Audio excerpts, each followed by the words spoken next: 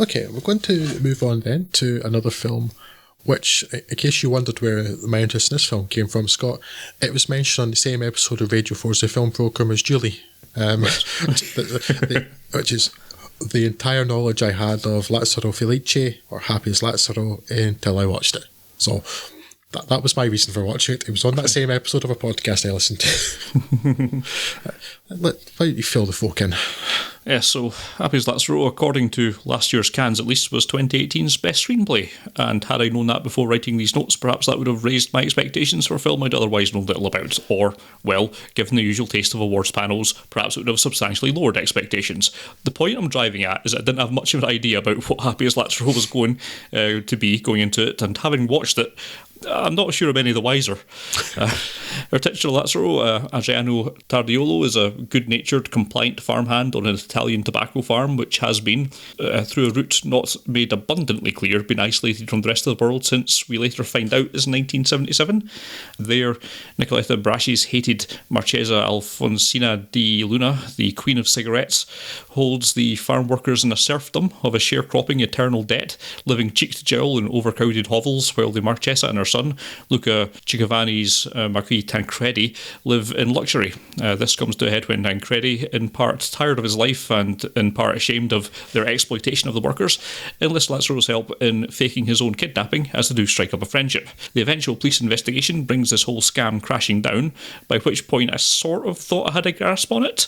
The initial early doors weirdness of seeing characters in conditions from the 1670s, with management having cars from the 1950s and Tancredi having clothes from the 80s and mobile phones from the early 2000s, was just a clever ruse to put one off balance before the scam is revealed. At which point, there's an interlude with a magic wolf that causes Lazzaro to skip forward in time like 30 years without aging, who then tries to track down Tancredi and the rest of his family in a series of weird coincidences that don't go well for anyone. Rip Van Wilful. Yes, it just did not coalesce around any sort of point whatsoever. Now, this is normally the cue for me to dust off the vitriol cannon, but for reasons I'm not quite completely clear on, I quite liked Happy as Lazzaro. Yes, thank you. I feel almost exactly the same. Like, what's going on? No idea. I really like this. Adriano Tardiolo's gives a likeable performance for an oddball character that's somewhere between Forrest Gump and Napoleon Dynamite, and he plays well off Ciccovanni and Tommaso Regano as the elder Tancredi incarnation very well. I like the older one a lot, yeah. Yeah. And so while I can't say I've grasped the point writer-director Alice Rohrwacher probably, was trying to make, or indeed that I'm particularly convinced that there actually was a point to it at all, I enjoyed watching it unfold, and that's enough for me. I'll take what I can get these days. Yeah, very, very strange film, but I'm quite glad I watched it. Yeah, by the time I got around to watching this, I had forgotten anything that had been said on that episode of the podcast. I actually only went back to listen to it again after I'd watched this. So I couldn't actually remember what it was about. It was like, I know I was interested in this. I'll give it a go. And yeah, it's just, and there's a good chunk at the start of the film that was like trying to place it. Yeah. And I'm like, okay, I know parts of rural Italy, particularly the south, I think this is set in central Italy, is really quite poor, even though Italy's like the 6th or 7th biggest economy in the world. Yeah.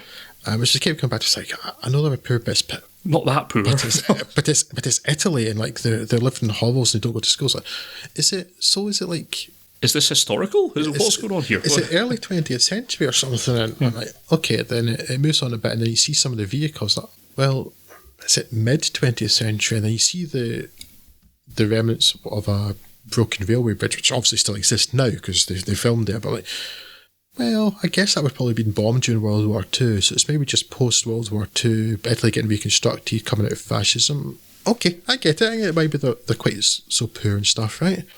And then then Tancredi pulls out this mobile phone from the 1990s. Like, yeah.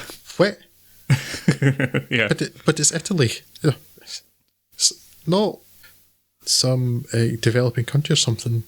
It's Italy. Yes. Again, I know poor areas, but Italy is really rich, one of the biggest economies in the world. And then I started to like pick up and was like, oh, right, no, they've basically been cut off from the world, and they're basically being held as slaves. Certainly no better than a kind of peasant or serf kind of thing with a feudal landlord. The most shocking thing that I found out afterwards is it's based on a true story. This actually happened. Jeez, this area was cut off by floods at some point, and basically the people never got out, and they were just kept in feudal serfdom by this tremendously evil woman. And then so like the police officer comes in. It turns out the police officer in this film is the hero, which is sometimes an interesting change. And then so that happens, and then Lazzaro, he falls from the cliff, and okay, magic wolf comes along, as you say, Scott. And it someone got, oh, okay. I mean, I'm not really buying that he's not dead from his fall, but okay. And then, but he goes to Inviolata in the manor house there, and it's empty. Well, okay, I guess you'd been arrested the last couple of days. People are robbing it? Okay. Then he walks into town, and the season changes from the height of summer to bitter cold winter as he walks into town. Okay, this is going a bit surreal. What's going on? Oh, right. He's now in the future as some sort of kind ghost man. What? Maybe, kind of. And then, but I was just enjoying the character interactions so much, and just, like Lazzaro himself is such a simple guy. It's simple kind of every time, like you're uncomplicated, straightforward, but really dim as well. And then there's that horrible bit when he's in the bank. Nah, I mean, at that point, I'd given up trying to ascribe anything to it.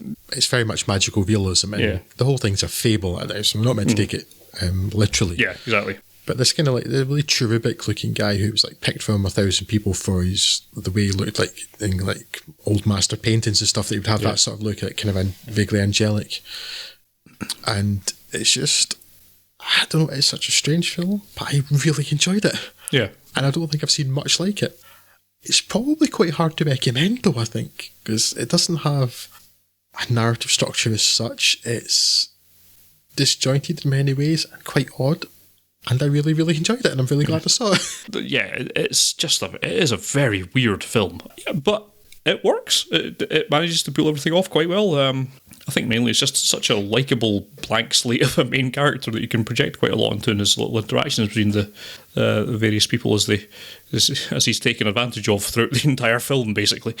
Yeah, it just works very well, despite being the sort of thing that would normally raise my hackles up, but my hackles remained down for the period of it. So yeah, very well done. Also, the wolf is a real wolf, so that's good. They managed to get a real wolf to walk along the road for their camera. That's impressive, I guess.